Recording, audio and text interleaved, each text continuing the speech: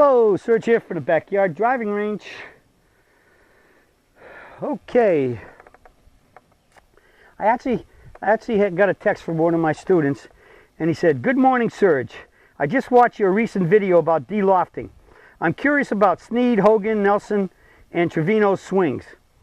Are they more on your side of the street or the other side of the street?" And that's from Harvey.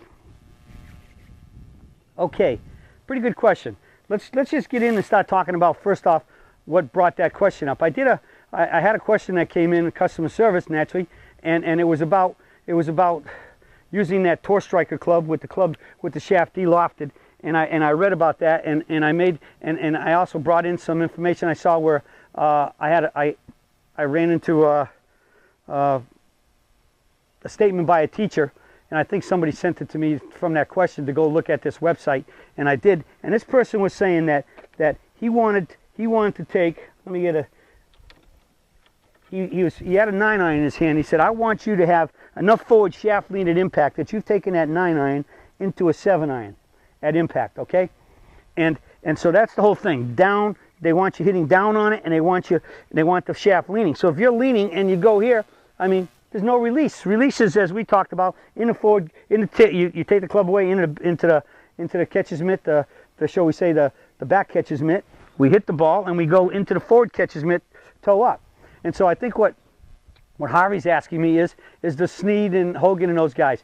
And I think if you look at most of those guys, and I think this is basically the answer that you can look to see if somebody is truly releasing, right? Releasing isn't holding on. That's lag, drag, hold, block. That's why I classify the rotational swing as lag, drag, hold, block, because they're turning their hands, their body so far. If they truly release, they'd be hitting everything. They'd be starting it over there, all right, instead of in the middle of the net here, okay? So they're starting it there instead of there. So they have to hold on to start it there, all right? And when you're holding on, you're not releasing because you're just, as I said, you're just holding on. You can't let both arms square out to where at impact they're dead straight. Now think about it. If I start here at impact at address and I have the shaft up and down my arm, my left arm and shaft's in line. I got a relatively flat wrist here. I go into catcher's mitt, it's relatively flat. But as soon as I stop my swing, notice what happens. This wrist is flat, but this one is now cupped. All right. It's going to be cupped all the way to the top. It's going to cup down more as it comes down, and the angle's being retained. But when I finally get from here, right, it's still cupped. Notice I'm not going to change anything. I'm going to come here, and the club squares up at impact. Guess what we got? We got two straight arms. They're both straight. They're both relatively straight. That's a released impact, right? Just like you swing your arms in front of your body, when they come down to impact and you clap your hands, they're both dead straight. Both wrists, forearms to wrists, are relatively dead straight. So now what's going to happen?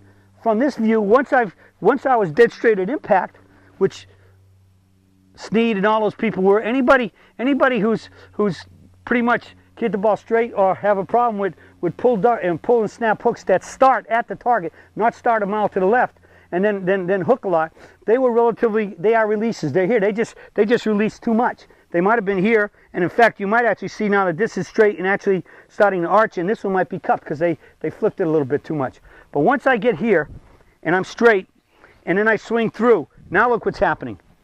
Once I impact the ball, and both hands, both basically wrists to forearms, hands to forearms, through the wrists are relatively straight. Once I go on this side, this becomes the string, right? In the backswing, my forward arm, my left arm was the string into the catcher's mitt and up the tree, all the way down here. Now they're both equal. I go into this one, this becomes the string, which is now straight, and the forward arm becomes the cupped one, and it goes up, they come back down, and that's how we do it. So releases that both arms will be equal at impact, and they'll both be relatively flat, like you're coming down here and clapping your hands. So if you find any player that is basically at impact, A, they're behind the ball, right? Duck hooks only come from hanging back too far. That's why we swing, we nip the ball and stand up AFAP like a pop tart out of a toaster. That's why we want to come up. Staying down too long causes the arms to flip, because if you stay here too long and your arms keep going, your arms get separated by the width of your shoulders. Look what's happening. They both can't stay on the golf club, so what happens? This causes a breakdown of this, and it flips the club over. All right? So I think if you're looking at any of the players from the 40s, 50s, 60s, 70s, 80s, and all the way today, if they are behind the ball at impact and both arms are relatively straight at impact, and they go into the forward catcher's mitt pretty much in this position, not breaking down around their body, meaning because they went through like this and then they got to finish over here, and they're not and they're finishing relatively straight to their target, they definitely are releasers, and they are not de-lofting the club and doing a lag drag hold block. They are swingers and they're releasing it. They still might have too much body motion from what true PPGS would be, but they're in a lot better position and a lot less stressful swing, and they will be hitting the ball much more consistently solid than lag drag hold block and de-lofting the club. And when you get down to these smaller clubs like 9-irons, and you got this big hosel over you, and you can get that hosel on top of the ball like that and squeeze it in the ground, that's how you start hitting a lot of super shots, super flyers that can go 10, 20, 30 yards too far. And that's when you get in trouble. And you still see that too much of that on the PGA Tour, in my opinion, where guys are hitting wedges and they're flying the greens, when especially if they're going for a back pin, because they de-loft it, it gets squashed, the ball takes off like a rocket. It's like a knuckleball. It doesn't have good spin, and it takes off because it gets squashed in the ground, and it just it's a super fly lie. Like sometimes you get out of rough when you get the grass between the ball and you don't get any spin. All right, so I'm straight. We're behind the ball at impact. You got a good chance of releasing. That's what release is. Releasing with both arms get extended into the forward catcher's mitt, and then as they go up the tree, they fold.